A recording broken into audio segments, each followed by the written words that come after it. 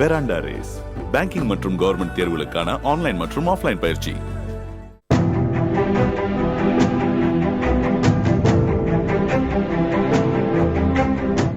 சாமி படத்தில் வில்லன் வேடத்தில் நடித்து அசத்தியிருந்த கோட்டா சீனிவாச ராவ் சமீபத்தில் ஆந்திராவில் நடந்த தேர்தலில் ஓட்டு போட வந்திருந்தார். 81 வயதான அவர் வயோதிகம் காரணமாக மிகவும் தளர்ந்து போயிருந்தார்.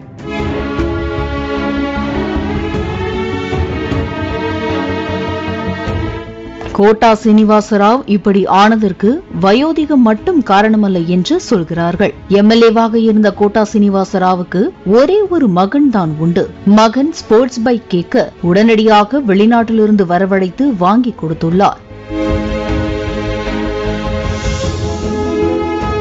புது வண்டி வந்ததும் குடும்பமாக பார்ட்டிக்கு சென்றுள்ளார். அப்போது மற்றவர்கள் காரில் செல்ல கோட்டா சீனிவாச ராவின் மகன் மட்டும் பைக்கை ஓட்டிச் சென்றுள்ளார்.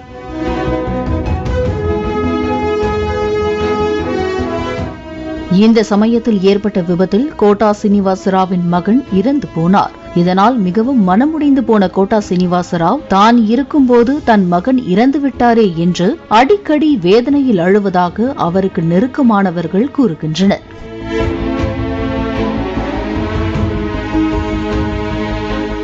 வெராண்டா ரேஸ் பேங்கிங் மற்றும் கவர்மெண்ட் தேர்வுகளுக்கான ஆன்லைன் மற்றும் ஆஃப்லைன் பயிற்சி.